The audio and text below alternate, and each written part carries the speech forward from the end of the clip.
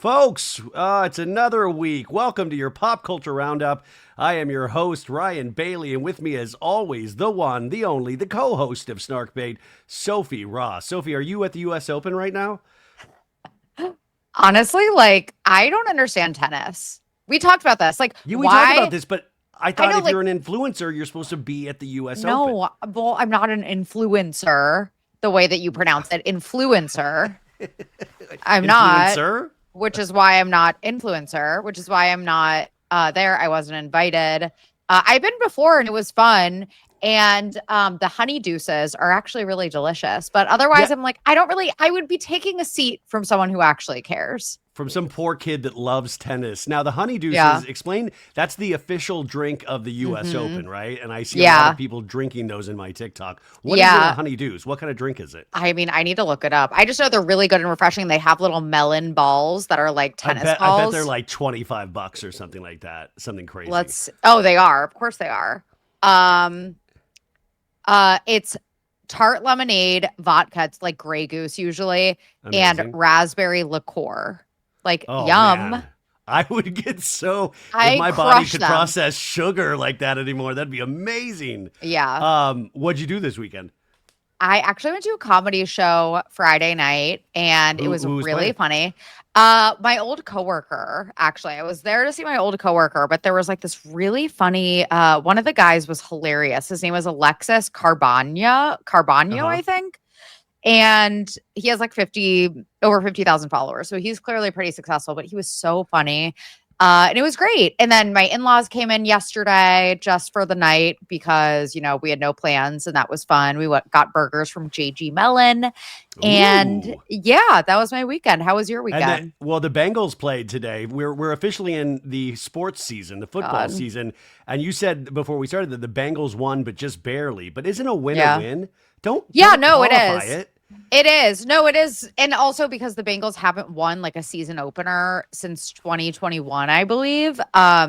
They're usually really bad right off the bat. So the fact that they even won is like I'm okay with it. I'm happy, but I couldn't watch it. First of all, I was recording Snarkbait.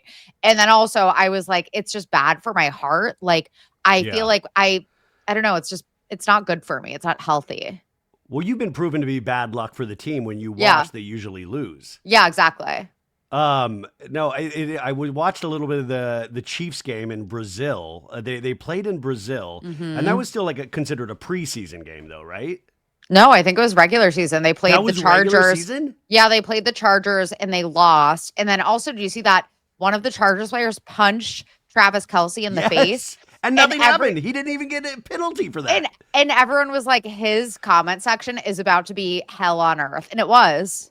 Wait, who's Travis's or the guy No, that the hit him? guy that punched Travis. It was all the Swifties being like, why the fuck did you punch Travis? Like all the Swifties bullying him, obviously. He It's shouldn't have so punched Travis, but Oh still. no, you shouldn't. It was like a completely flagrant foul, but at the same time, I was on the side of like seeing comments of like what I wouldn't give to hit Travis Kelce, and I was like, gee, it is so wild in this world in pop culture is that if you are extremely loved, you will have a extreme bunch of detractors, and you just see that time and time again. Yeah. No matter what piece of pop culture, what piece of sports, if you get to a certain level, you will also get a certain level of hate even if you can't see it, he's like Travis, even if you want to say he's doofy, he seems like a genuinely nice dude. Yes, the tailor of it all is insane, and they are definitely, Yeah. they're capitalists. They're huge capitalists, but my God, at least they're not dickheads. Yeah. Oh my God. I'm like pretty indifferent towards Travis. I feel like my only dislike of him comes from the fact that I don't like the Chiefs. But like otherwise, as a person, like I'm very indifferent towards him. His brother, on the other hand, I cannot stand Jason? Jason Kelce. Why? With the beard? Guys, Come on. I've talked about it on Starkbeat before. I actually talk about it on tomorrow's Dark Energy Tuesday. But Jason, I think, is such an attention whore. And he's always shirtless at a tailgate, always like chugging beers. Fine. Okay, he's fun loving, whatever. My problem most recently is the fact that, speaking of game fouls, did you see that there was a Cowboys versus Eagles game last Thursday as like the season opener? Yeah.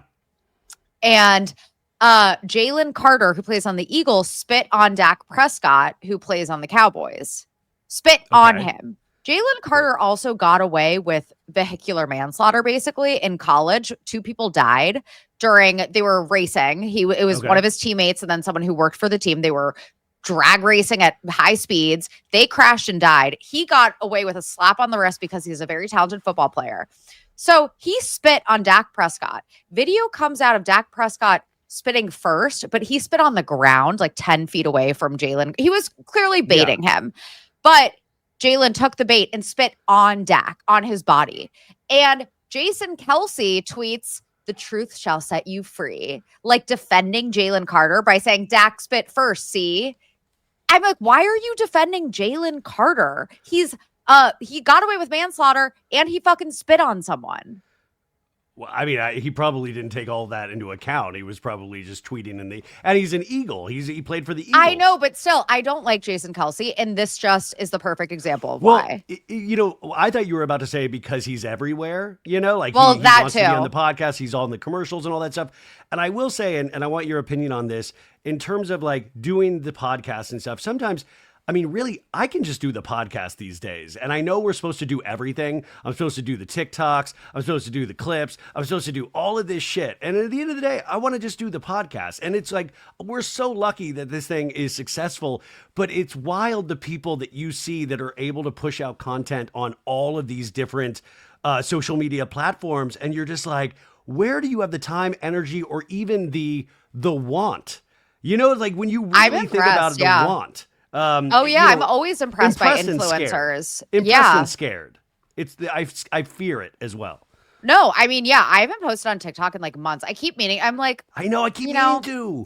I keep meaning to. I just never do. I haven't tweeted in forever. I have a bunch of Instagram posts that I'm like, maybe I'll, draft this up. You know what it is? You'll get on there and you'll have something to say, and then you'll see that 40 other people have said the same thing, and it's like we're all copying each other. Like, how are you supposed to be any sort of like individual? And especially if you cover pop culture, it seems like everybody does that these days. So how are you supposed to have a unique voice when it's just, I don't want to be on there just being another copy of somebody else? But maybe that's just, I feel like also that's just old man energy, which I'm exuding. Yeah, I mean, it's part that, I think. It's also just like it's energy and it's time, and I'm busy. Like my priority is the podcast. Your priority is your podcast. Content creators I also have a full-time job. Content creators get to focus on social media, and that's really great. And it's impressive like how prolific some of them are with their content, but like I don't have the time. Yeah, I mean, maybe it's just also you got to be inspired sometimes. Now, Sophie, what I did, by the way, I apologize. That's the most sports we've probably ever talked on the podcast in a row. Like, I mean, honestly, I feel like I should be like, we're going to probably be hired by ESPN this All week. the Jason Kelce stands are going to yell at me. I don't care. I just like that Jason Kelce admitted to dyeing his beard for a project. And he said, he was being teased about it by his brother, and he did it for his project, but he kind of likes it. And I remember I used to dye my beard all the time, and then I started having allergic reactions to it. I remember where it that. blew up my face. And it really was the saddest thing ever, because I really, not that it looked amazing, but I liked it so much better than salt and pepper, and then I would it was a whole mess. Anyways, you guys, I went to the Oasis concerts at the Rose Bowl last night. 80,000 how was people. It was amazing. And listen, my buddy Nick, who I've been to so many shows with and Coachellas with. He's been one of my best friends since college. And he always does this thing where he'll buy tickets and then he'll kind of last minute surprise you and be like, yo, I got these tickets. You want to go? And I'm like, F yes. But it is funny. Did not drink at the show at all. We didn't drink. It was too crazy in terms of lines, but it was great. I woke up so hungover today, but not because of alcohol or drugs. It was because of just my body being wrecked from standing for 4 hours. Fully, I felt like I had been through a war. And it's so important to stretch out there. Take care of your knees, all of that. But do you feel that now, even in your 30s, where you're like, Ryan, I'm wrecked, my body? It's so funny you say that because, like I said, I went to a comedy show on Friday and we were seated against the wall. So we had to turn our bodies to look at the stage the entire night. My neck hurt so bad the next morning. I was like, all I did was like turning to face the stage. Oh my God. Like my whole neck and back were killing me. I'm singing Champagne Supernova and I'm like, I'm going to feel this tomorrow. Like I am going to feel this tomorrow. I feel like my whole sacrum is dropped out of my body, like my ass. I mean, truly. And you would have, like back in the day, I could have handled all this stuff. Plus I would have like been tanked at a show like that. So it was amazing. I mean, truly, it was so fun. And you know those like stadium shows you go to, and they're now like it's really in vogue to have that part of the stage where you walk down into the middle of the crowd. You know, like Taylor, Beyonce, they'll have that whole middle section. Yeah. They just had the stage. Like I like that they are just rock stars. Back to basics. And it was so, the guitar, like the sound was so loud in such a great way, and it was just so nice to hear 2.5 hours of guitars, like 2.5 hours of just like really, and I don't want to say basic music, but just like anthems for so many people. And you saw so many middle-aged white dudes crying. I did not cry. I thought I would, but I didn't. But I had a spectacular night. It was really great. And they, like these brothers, they didn't, they broke up in 2009. They really seem to hate each other. And the fact that they've been able to pull this off, there's minimal stage interaction between the two brothers, which is great. Like they just went out there and did their job. And then I found out later, like Paul McCartney was there. Leo DiCaprio was there with his little face mask and his girlfriend. Kamala and Doug were there. The stars were out last night. So, yeah, seriously. Yeah, I did. Anyways, it was really, really nice. But then, like, don't you love when you love something and you're like, oh, they have a body of work that you can celebrate? You know, like when you love something and you're like, this is why I love them. And I hate to like slam on like Love Island USA, but like, I like Nicolandria too. But like, how many albums have Nicolandria had so far? None to my knowledge, yeah, but see, you never know. And Sophie, they just showed up on the MTV Video Music Awards red carpet. Oh, I saw. Alandria looked, again, I don't watch Love Island, but Alandria looked amazing. One of the most gorgeous women that you can ever, and he's like a very good looking dude. He's fine. No, I mean, he's a good looking dude. He's fine. I watched the entire show, and he has a very weird sense of humor, but Alandria is like model beautiful. Stunning. And she's very humble. But my whole point, the MTV Video Music Awards is taking place in New York right now, and it's not even airing on MTV. It's airing on CBS and streaming on Paramount Plus. And I just think it's so funny because basically this is IP, intellectual property that has some sort of name brand recognition, but there really isn't music videos to speak of in the sense that any of us truly give a shit about music videos anymore. Would you agree or would you fight me on that? No, it's true. Like, remember music video culture where we would watch VH1 every morning before school? Yes. Oh my God. Yes. It doesn't exist anymore. Someone posted that it's been 24 years since Sum 41 came out with In Too Deep. Remember that song? Because I'm in too deep. And it's like, what happened to songs like this, music like this, music videos like this? And someone was like, no one can afford homes anymore. These white families can afford homes. They don't have garages where their angsty teenagers can pick up guitars. Exactly. I read this great book about like the rise of the emo punk scene, or what's it called? Let's see. I want to add it to my Goodreads. It's really, really good. It's an oral history, and it's like Fall Out Boy and all of these, which I kind of skipped over that whole genre of music. Oh my God, I was obsessed. I was obsessed with emo music when I was like in middle school. It's called Where Are Your Boys Tonight? The History of Emo by Chris Payne.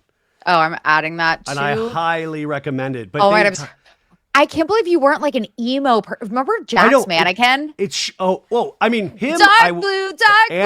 Yes, Andrew McMahon, an insanely talented artist. Well, Jack's Mannequin, that one song, the mixtape. Anyways, you guys, oh my God. In the book, they talk about what Sophie was talking about is that the emo punk scene really rose in these small towns. Like they even brought up, I think, Cincinnati in one of them because they were, these suburban kids had these garages and basements to even throw big events in. And that's how like Fall Out Boy started, or My Chemical Romance. It all started in these small little, and it was like the rise of MySpace and social media because they were talking about how especially Fall Out Boy, Pete Wentz, the bassist, was so good at treating MySpace like a business, and he would make you feel so special as a fan. And they would do like unique MySpace shirts for the every original show. Taylor Swift. I mean, no, Sophie, in all like seriousness, he was really able to cultivate that fandom. Back to the Video Music Awards, just like I want to remind the audience, if you've forgotten, remember how big of a deal it was to watch the VMAs at one point, and it really shaped the culture, even from Kanye West going up to take Taylor Swift's award, like "I'ma Let You Finish," Madonna and Brittany making out. Madonna and Brittany making out. I mean, I remember Miley with the foam finger. Oh, was that Miley with the what's his name? Robin Thicke. Was he there? I forgot about him. When he bent her over and then yeah. But even further back then, like I remember when Michael Jackson announced his relationship with Lisa Marie Presley, rest in peace. Like it is always was on the tip. And then music videos just really aren't what they are anymore. So they're still trying to have a Video Music Awards, but really what it is, it should be called the MTV Pop Culture Awards. And eventually they should just take MTV out of it because it's really a non-existent entity. But I find that so interesting because it still sells advertising time, and it's a chance for like influencers and musicians or the Love Island cast to gather all in one place. But music videos just don't have the pull or the artistry that they once did because all the artistry is now on TikTok in a sense. Music in general, I would say. Like just music in general is just not. And I know that we say that because we're nostalgic for the music of our youth. For me, like the emo bands of the early 2000s, but like I think just in general, I'm like, when was the last time like a song or an album came out that became just universally acclaimed and everyone knew and everyone was, we talk about not having a song of the summer. It's like, I don't know, like Sabrina Carpenter's album came out and it's like, okay, like people are saying mixed things about it. Like, well, so I listened to Sabrina Carpenter's Man's Best Friend that came out last week, and it was fine. Like, I'm obviously not Sabrina Carpenter's target demo, but I enjoyed her previous album a lot more than I did this one, even though I thought this one was very cohesive in terms of its like production style. But it came and went. I don't think I'm going to turn that on again unless they push some sort of single. But speaking of that, then on Thursday we had a big announcement, last minute announcement that Justin Bieber released Swag 2. His follow-up to Swag 1. And this is another hour-long album. I'm about halfway through it, and it actually is a little more focused than Swag, but it is funny. Like, he is paying no real advertising. He paid for a couple of billboards to announce, and then they dropped it. Very Kanye West, The Life of Pablo, in a sense. And he keeps, I think, making little adjustments to the tweak, and you can do that when you're not producing vinyl yet or something, so it's just digital files that have to be re-uploaded. So, I don't know. So anyways, Justin Bieber's Swag 2 came out. But to your point, there is no song of the summer. Like, in fact, Song of the Summers, they're almost going by TikTok, and certain songs of the summer are songs, like there was a Peggy Lee song from the 60s as one of the songs of the summer. Is that the beautiful? Yeah. Pretty little babe. That's yeah.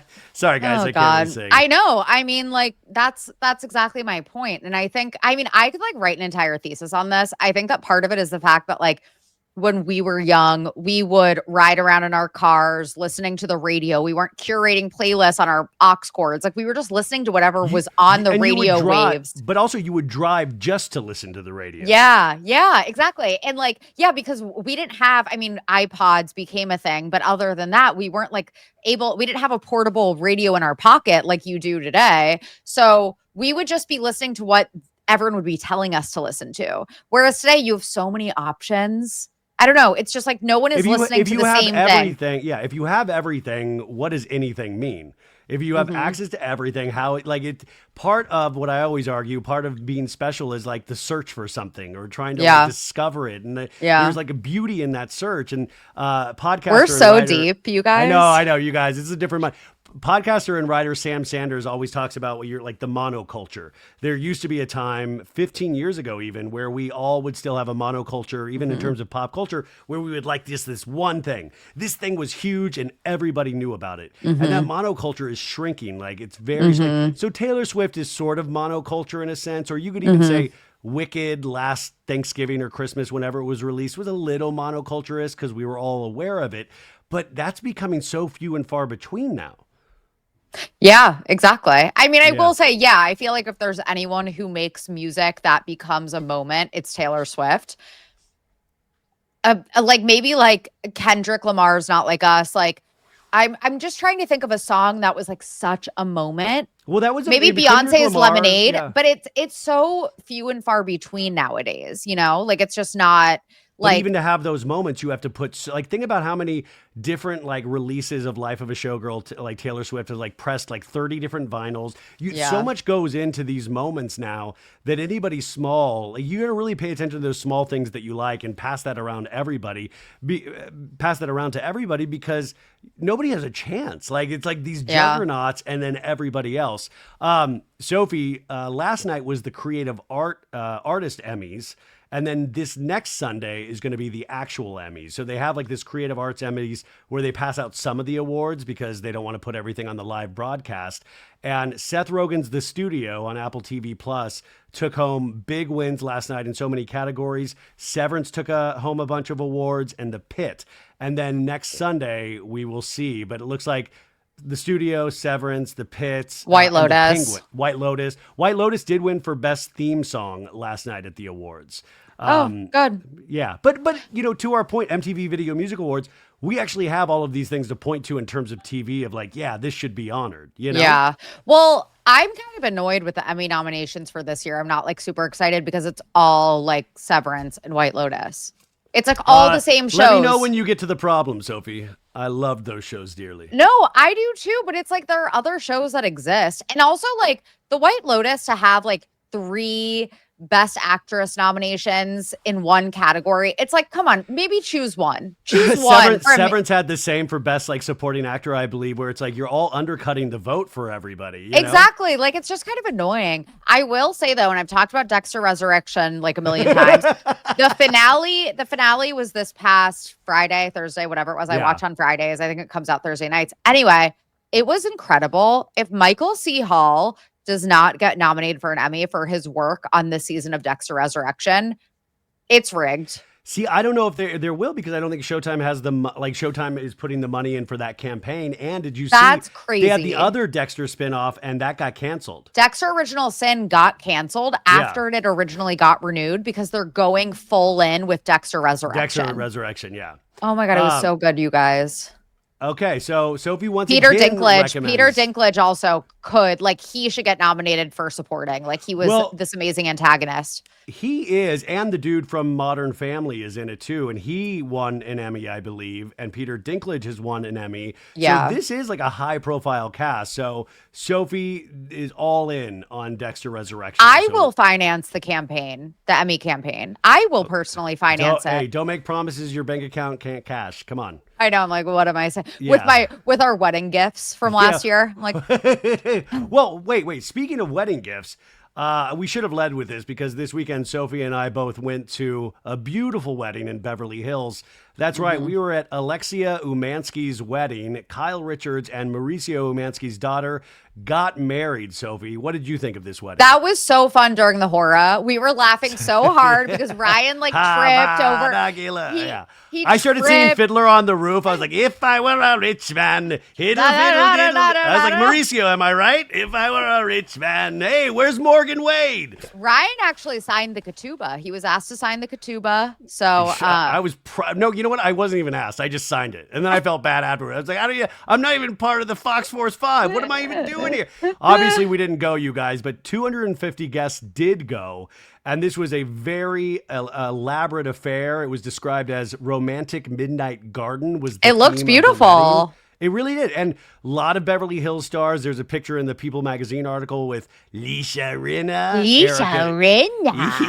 Erica Jane and Teddy Mellencamp. But I saw these names and then I was looking at the photos and Sutton Strack I did see in the crowd. But who I didn't see was Dorit Kemsley, who is part of the Fox Force 5. So it looks There's no way she was there. I mean, it looks like, it would be great if PK was there. Like, I got invited and you didn't, Dorit. Lisa Rinna. So Alexia is only, by the way, I feel like we did watch Alexia grow up. She's 29 years old. And she got married to her longtime boyfriend, Jake Zingerman.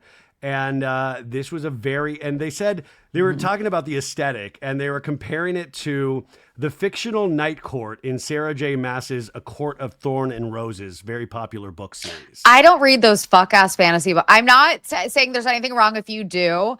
Well, you did say fuck-ass. I'm sorry. I use fuck-ass to describe like anything. It's not necessarily bad or good. It's just kind of like it's something that exists. Those fantasy books that everyone is obsessed with. Can someone tell me like the hype? Like I don't understand the hype with fantasy people get books. obsessed. I know. You know, I did buy a Game of Thrones book when I was loving the series so much, and it sat on my shelf since. Because I was like, you know what? I don't know if I can do that. But I loved Game of Thrones, the TV series. So I'm sure I'll watch the Court of Thorns and Roses TV series when it comes out. Oh, there is a TV series coming out? No, but you know there will be because it's a hugely popular book. They'll just, it's going to be with Shondaland. Yeah, exactly. Chandra. They said there was a lot of dark, rich, romantic jewel tones and sparkles. Now, when you were planning your wedding, did you say like, oh, I want it to look like To Kill a Mockingbird? No, but I did. Like... I will say, Ryan, and I feel like you guys knew this, that I had a dress code for my guests, which I know is controversial, but I actually asked my Twitter followers, I was like, is this annoying? I wanted people, it was black tie, but I wanted people to wear colors. Yeah. And I feel like with black tie weddings, people often wear black, which there's nothing wrong with that. But I was like, I want my wedding to be very colorful. And it's going to be like this fall, like I want romantic jewel tones. And everyone showed up in exactly that. And I also said on the website, I was like, if you don't have anything, you don't want to buy anything new, that's fine. Like no pressure. But everyone was excited about our little theme. So I can relate to wanting to kind of theme it a little bit. Oh, yeah. I mean, totally. And if you're also, I believe at like this stage of a wedding, they're taking bids from people like wedding planners, you know, kind of like Martin Short and Father of the Bride, where they're selling them on we could do this and we could do that. And Alexia walked down the aisle escorted by both of her parents as a string quartet played a cover of Moon River.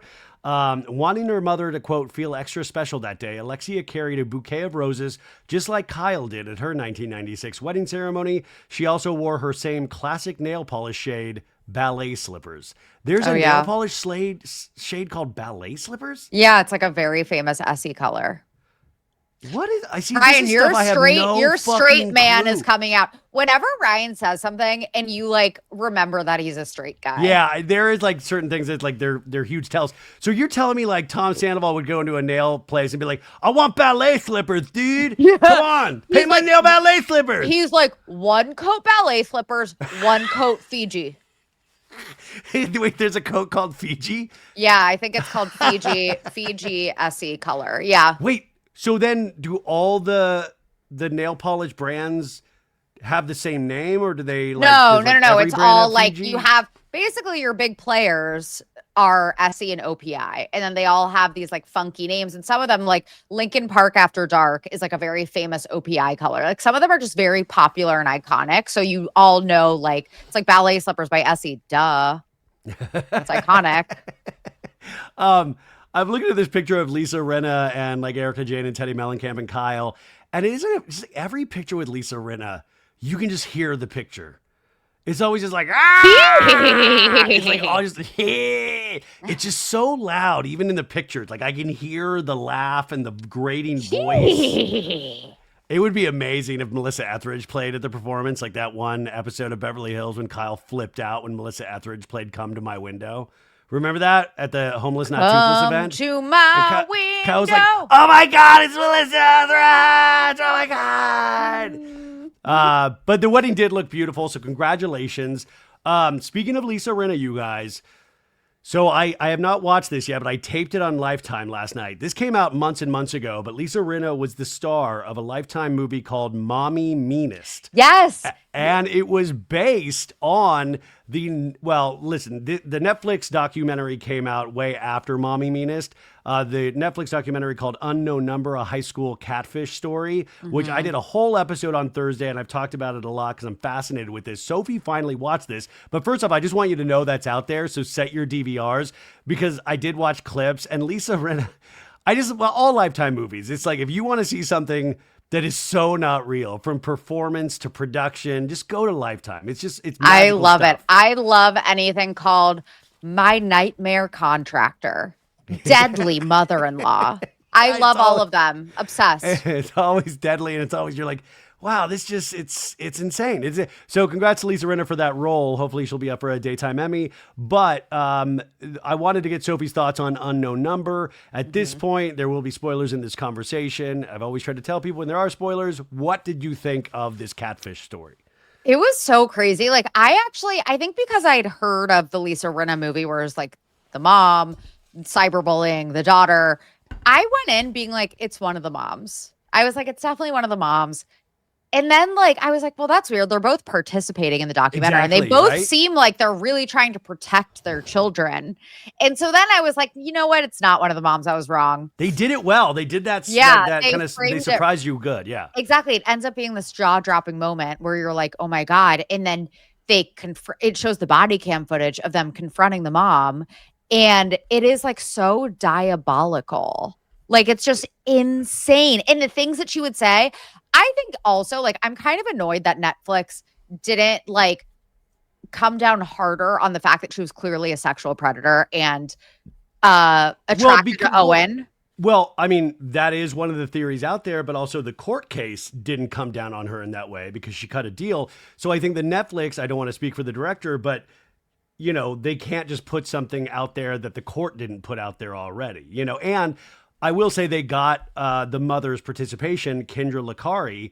They got that. And I will read you a quote from the director, Skye Borgman, about her participation, saying she was nervous about going on camera because just sitting down and telling your story is a nerve-wracking thing sometimes. But she was so great. And she actually ended up really loving the experience. At the end of it, she said it was kind of fun. She laughed about things. And I think it was really an opportunity for her to think about things a little bit more in depth. So, of course, she loves the attention. This is what got her in this shit in the first place. An evil narcissist. She loves exactly. I love how she walked away. She's like, everyone's going to love me. Everyone is going to love me. But that thin line between love and hate, right? And like nobody has found Kendra since this documentary has come out. And I read this on Thursday's episode, but I highly recommend reading the Cut article from January yes, of this I read past it. year, which gives you a lot more context about this story. And I'm not faulting the documentary, but it just goes into things, you know, just more 360 in some ways. But yeah, this was a total narcissist, but yeah, you're saying she was in love with her daughter's boyfriend. Oh. Well, how else do you explain? So basically her explanation when she is confronted at the end by the interviewer is, I just wanted to kind of protect her. Like, I wanted her, like, and people were saying, oh, it's Munchausen. It's like she wants to inflict pain on her daughter so her daughter becomes closer to her and seeks comfort with her. Sure, maybe, but it doesn't explain why she was texting Owen's new girlfriend and new girlfriend's mom. Why else? What does that have to do with her daughter? Well, nothing. You know, I think in like a sick mind, you know, and I'm not making any excuses for her, but you can compartmentalize things. And obviously, she was lying about being foreclosed on the place they were living in. Yeah. She lost 2 jobs that she was lying about. And so in a way, this almost feels like it became some sort of weird hobby for her, like some sort of release. Yeah. Where it was like, oh, I'll just do it a little bit. And that's why she was able to do it at 2 o'clock in the morning, 3 o'clock in the morning, 4 o'clock in the morning. And obviously, this just steamrolled way out of control. But I still don't believe that she was not the one to start it from the very jump. Oh, she still 1000%. says she didn't send the initial text. But if you read that Cut article, she really was obsessed with Owen and the daughter's relationship with him. And they would travel to his games. They got close to their parents. But also the article really clues you into she finally felt needed, not only by her daughter, but it gave her a friend group of people that she could talk about things with. And you know, of course, it was this thing that she was creating, but it let her be a part of a group. And that is so sick, but you're trying to think of these like, okay, I can potentially, but when you just still can't get past the fact that it was her daughter, and she said to her daughter to go kill herself, that she has a fat, like a tiny ass, like everything that the body shamed her. Yeah. Everything the daughter was insecure about, she would attack the daughter for. Do you think a lot of people are still saying that they think the daughter was involved in some way? Do you? I don't think she was. I think maybe it was the Cut article that mentioned that, you know, like shortly before she got found out, I think the daughter, Lauren, started to become like a little bit suspicious of her mom. That's why I think of the body cam footage when the cops tell her, she's not super shocked. So, but I don't think she knew. I don't think she she's also such a shy girl. Even from the old picture, you can just tell the type of girl that she is in the interviews. And these are people like, remember, this started pre-high school when all of this started. And just like imagine yourself back in high school. But I also love the documentary because it kind of fleshes out the town a little bit. And what's the girl that was like a bully that this almost got pinned on? Oh, Chloe. Yeah. You know, and it's like, you're like, yeah, that girl was probably a bully. Does she deserve to have this pinned on her? Hell no. But it is interesting to even watch her parents, and her dad works with the, police department as well, and their mom. I don't know. It's very interesting in just terms of like character archetypes that we all saw at our like high school or junior high. Yeah, no, Chloe was clearly getting framed by Kendra. Like, that Kendra thought she was going to get away with it. And it's so funny how like the school and the local police are like, there's nothing we can do. We can't figure it out. As if IP addresses don't exist. And then the FBI comes in and they solve it in 2 seconds. They're like, yeah, we tracked the IP address. Well, yeah, she was masking the initial IP address with like this service, but like then they actually sent a warrant to like AT&T or one of the phone companies, and they finally had to give up that information, and it came back to her. Now, in the body cam footage, a lot of people ask me about this because I noticed it too, is that there was just this table full of liquor bottles that nobody talks about because they were like, oh, is Kendra an alcoholic? Maybe the husband was as well. Now, in the Cut article, they said they had lost the one home and they were staying with the husband's mom. And so I don't know what that means. I don't know if they had fully moved in, but I still would love to know why all those liquor bottles were out. Because I was like, yeah. And she hid the phone that she was doing this on. She hid it on a wood pile. And the husband came home and was like, she hid her phone. There's another phone, because she had just given him the one phone that had, I guess, not a lot of evidence on it. So when she saw the police come up, she hid it in a wood stack.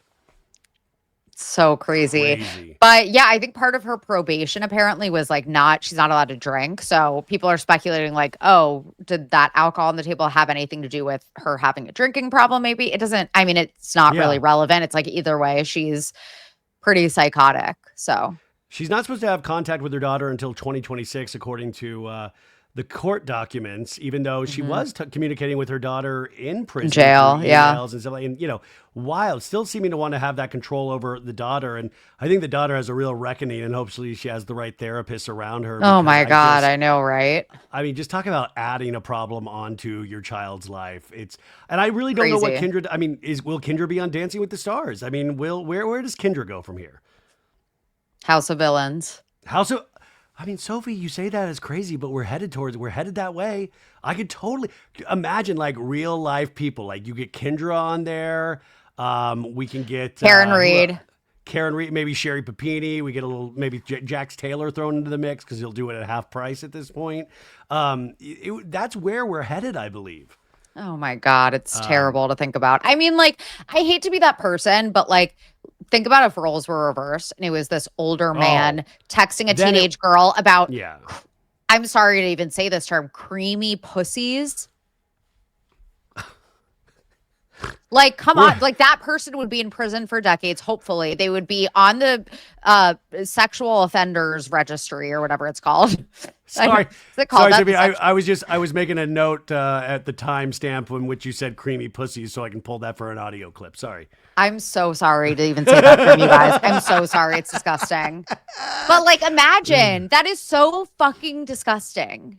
Yeah, it is disgusting. But I mean, it's disgusting. But isn't it wild too that Kendra, the mom, participated in this? I'm still trying to figure out if they got paid and what they got paid, because I'm like, what's it? I was just going to say, as someone who's participated in documentaries before, it is apparently unethical it's not illegal. It's just unethical to pay subjects to participate in a documentary. That said, it's like, think about like the Billy McFarland Fyre Fest one. Apparently he was paid a hefty sum to participate in one of them. So it's not unheard of, but it's not like the most ethical thing. I think that she fully willingly did it on her own accord because she loves attention so much. That's what I'm saying. Attention is still attention. And even if we're hating her, that's still attention. So there is this thing where you can get addicted to seeing yourself, even if it's hateful comments, to having that hate out there. You get addicted to that.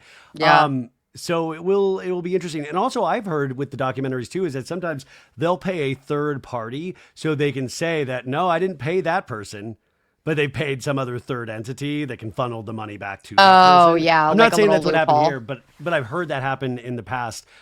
Speaking of criminals, Dancing with the Stars season 34, they announced their cast this week because we're coming up to the start of the 34th season. Now, there was so many rumors about this cast, and it turned to be kind of like another mixed bag for Dancing with the Stars. We have Jen Affleck and Whitney Levitt from Secret Lives of Mormon Wives, which I'm excited for them. But Jen Affleck, I read this article with her where she said, thank God she has this because it really can help her with her postpartum depression. And it made me so sad for her. Like, once again, Poor girl. it's like, once again, it's like even the reality show, you're like, these young girls have real trauma from their past. And, you know, they're mistaking like therapy and medicine for like social media and ABC, you know?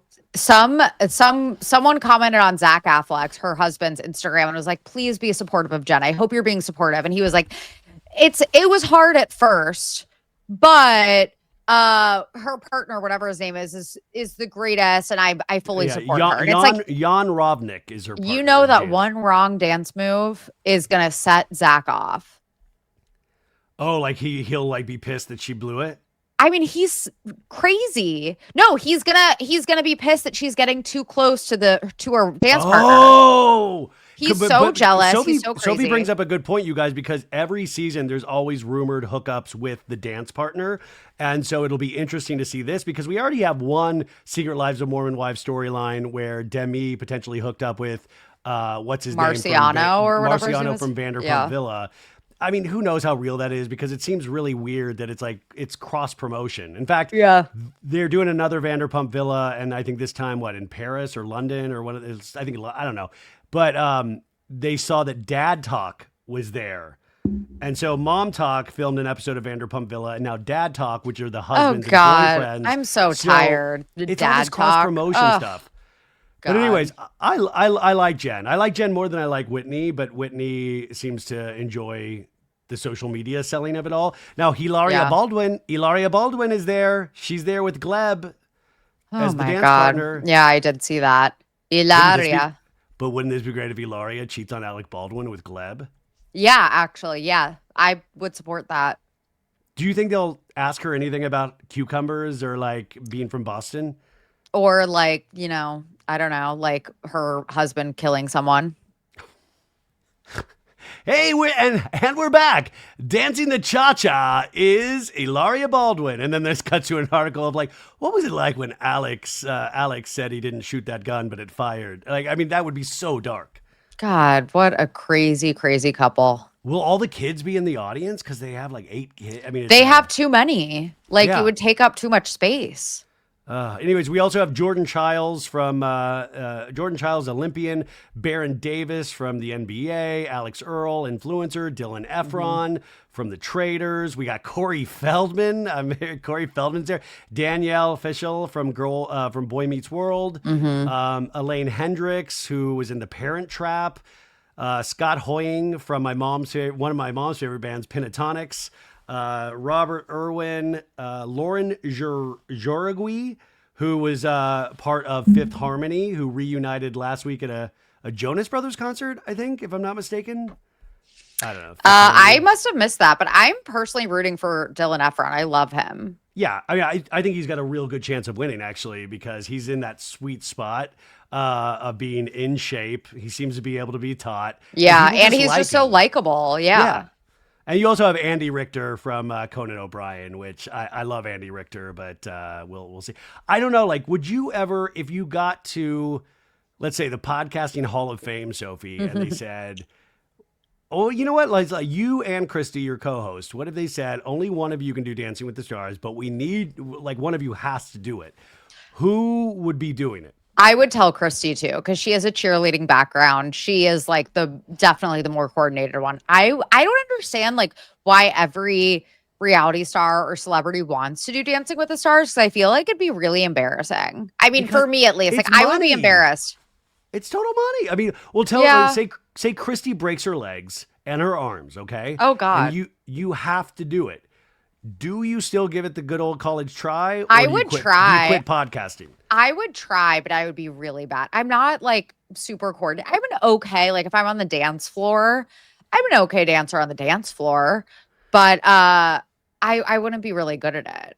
But Yeah, I mean, I would be like, yeah, like I saw you because you were dancing at your wedding and you were great, but I feel like it should be like, hey, she's 8 drinks in and dancing the cha-cha. Sophie, you know, like you would have to have it, that party atmosphere to like, and I'd be like, hide the camera so I don't feel like I'm on. I feel like we watch enough of these shows where it will potentially, hopefully prevent us from doing any of these shows because we know of how these shows are watched. Like, what are the chances that we're actually liked? That's very slim. You know, for very slim. Every Dylan Efron, you have a bunch of people that just people root against. Yeah, exactly. Anyways, so I'll probably tune in for clips. I want to see Ilaria and see how she does. So you are still not watching Real Housewives of Orange County, correct? No, I still haven't. Okay, so that's good for your personal peace. Yeah, that's what I've heard.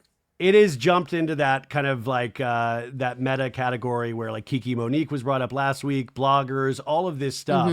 They did the mid-season trailer. Gretchen and Tamra, like Tamra's so good at, even like I always say, even if you dislike Tamra, she's just so good. She must like crack up about how piss poor sometimes the people around her are because she's able to pull the wool over everybody's eyes. Like nobody's able to like get one over on Tamra. That's how weak some of these people are that are her castmates.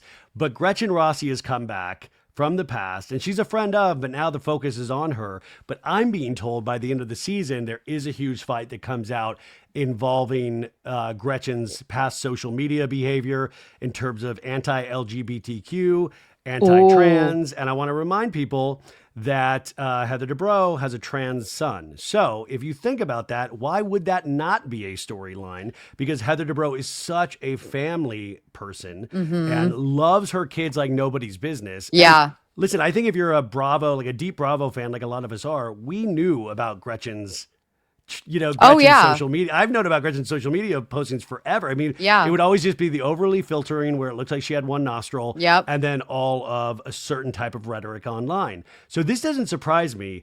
And if you see the mid-season trailer, they're fighting about something towards the end. And I'm like, I'm wondering if this is it, which that would be wild, but it would make a lot of sense because if you put shit out there, it will be used against you on these shows.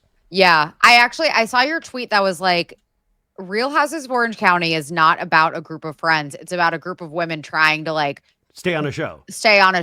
Yeah. It's like they're trying to keep a job. Yeah.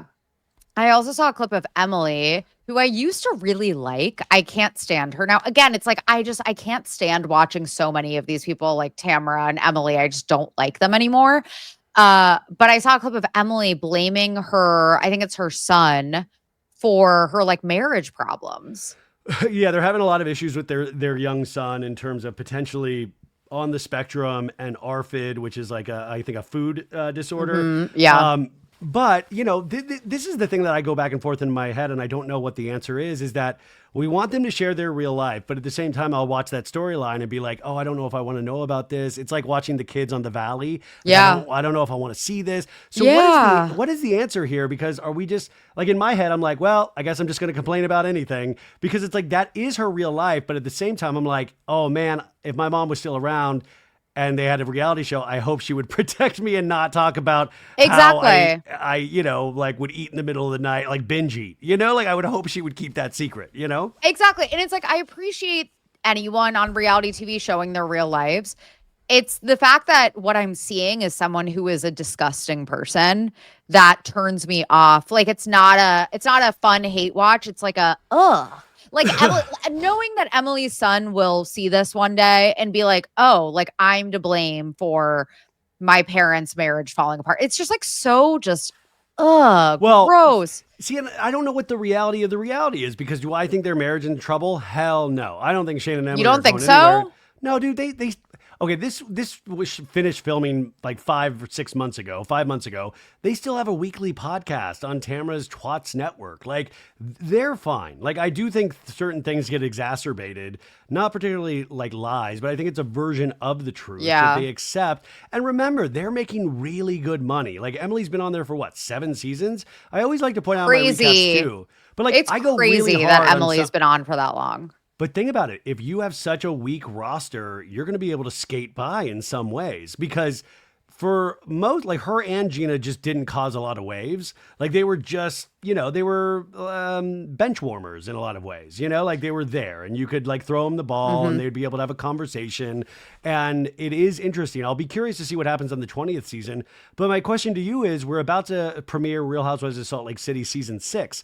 Now, their season last season was involving bloggers. Like we had Up and Adam and Whitney talking about like where her jewelry was made from. Yeah. And I think the difference with Salt Lake is that just like we've only had 6 seasons of it. With OC, we've had 19. So there's an overall exhaustion. Like I'm curious, in your opinion, is there, I mean, also the women's dynamic is so different in so many ways, but what's your opinion on why OC is tiring, whereas we're looking forward to Salt Lake and they've done similar storylines? Well, I think that one tweet of yours kind of sums it up. It's like with Salt Lake City, it does feel like we're watching a group of women that actually have these long-standing friendships and relationships. And I know it sounds cliche, but it's true. Like Heather and Whitney, Lisa and Meredith, like they all go way back. They have real relationships. There's real tension and real drama because of it. It never ever feels like, and you could disagree, but it never feels like to me that they are putting on any sort of show. Of course, they're probably playing it up for the camera like any other Housewives franchise at times, but like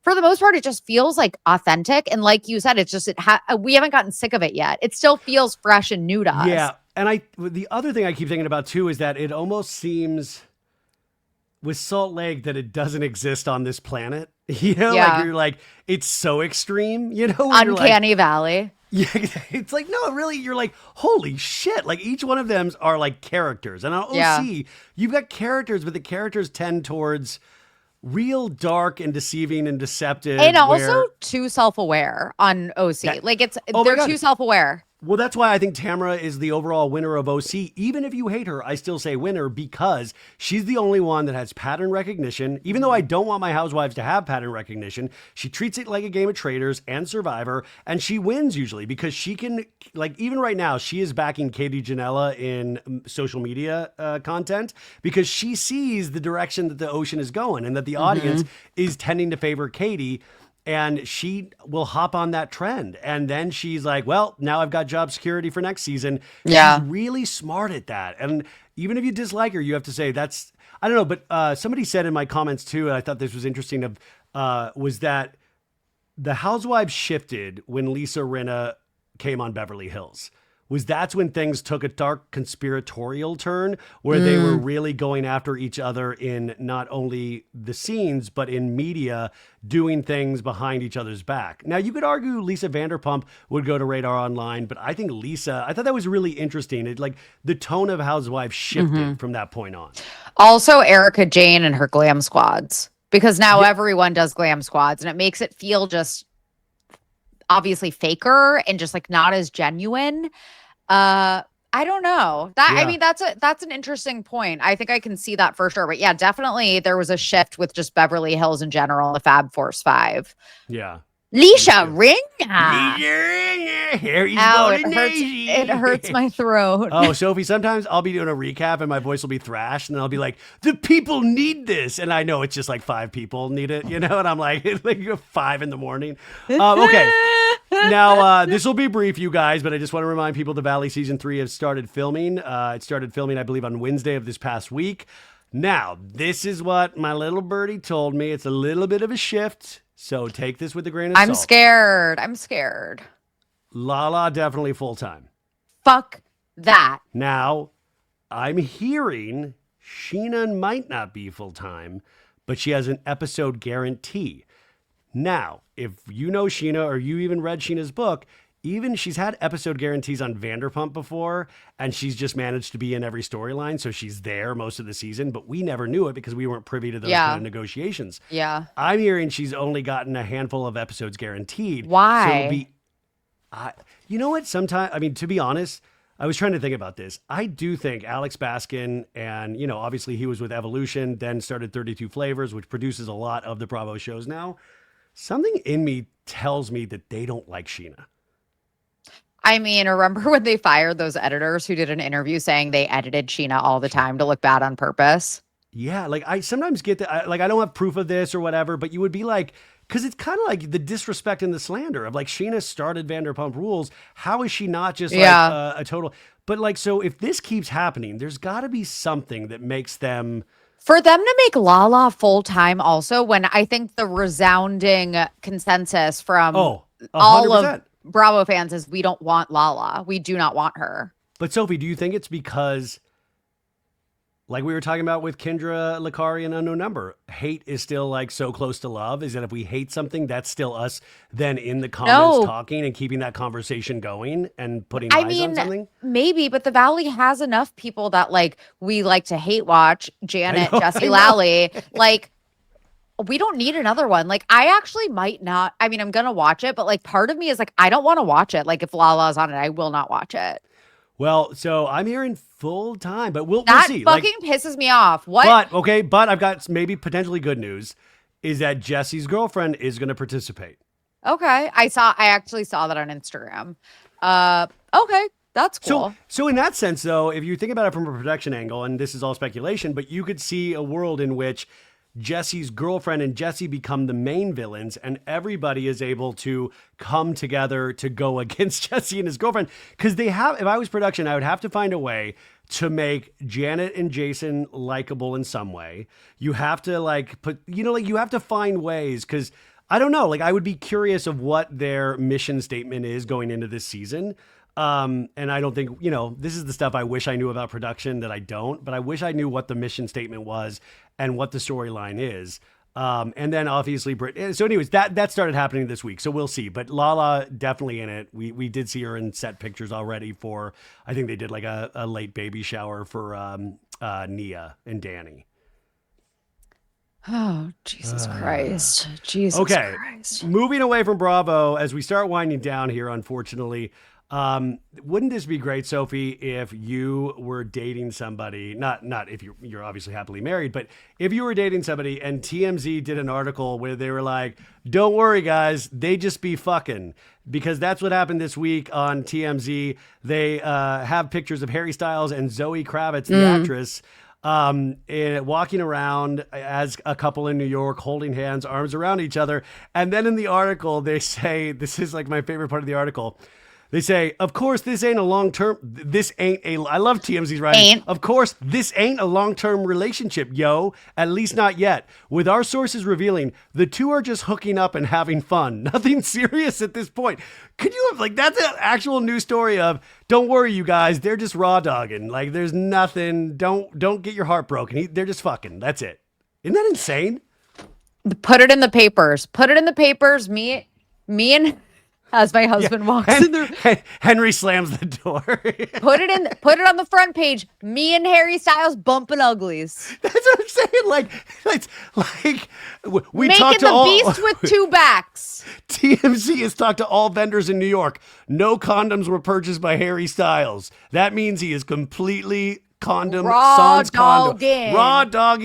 And I love this is out there, but that it is with the caveat is don't worry, they're still single and hooking up with other people. So don't get crushed. And also Austin Butler and Emrata were seen together. Yeah, at and the Waverly Olivia Inn Jade in New York. and Glenn Powell. And obviously Sydney Sweeney and Scooter Braun. What is going on? Olivia Jade, because she was with Jacob Elordi, remember, before. So Olivia Jade is so interesting. They just there's certain names, and Emerald is that same sort of name too, is that you can list a string of celebrities. Is there a celebrity, not Raya, but a secret celebrity dating hookup site? Because it's always the same girls getting passed around, it seems like. Careful with saying what? Passed around, girls passed around. Wait. If they have a roster, I don't mean passed around. I don't mean honestly, Jeffrey Epstein passed around. I don't mean like that. I saw a tweet that was one thing about Olivia Jade and Kaya Gerber, you're never going to see them crying at home over a guy. It's Zoe Kravitz, Olivia Jade, Kaya Gerber. It's they'll move on to the next. But I'm just saying, it's just so interesting. Glenn Powell.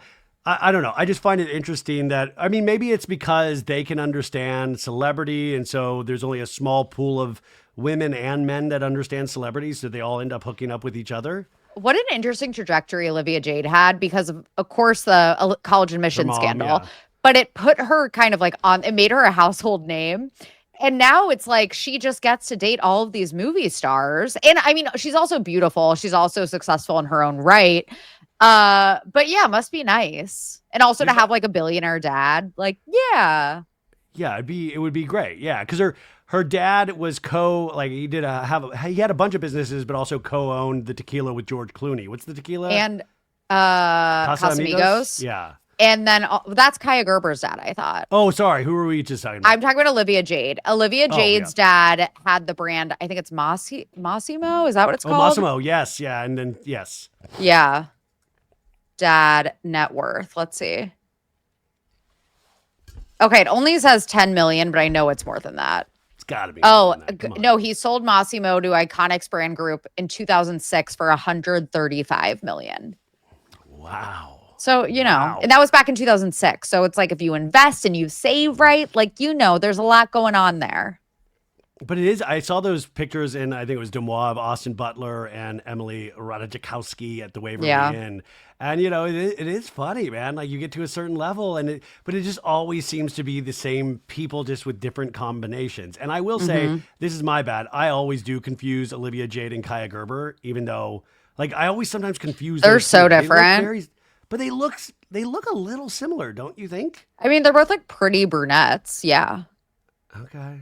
I got it. Real quick hit here. Real Housewives of Miami. I think it's having a great season. I did notice in an article from months ago, it was already picked up for the next season, which I thought was weird. And then I was like, that's interesting because it doesn't seem like it's getting like the insane ratings on Day and Date, but I was like, oh, it must be streaming numbers are really popular. And then I was looking at Instagram earlier, and I think it's Bravo and Cocktails. I was listening to this clip where they were theorizing that Teresa Giudice possibly would be joining Real Housewives of Miami.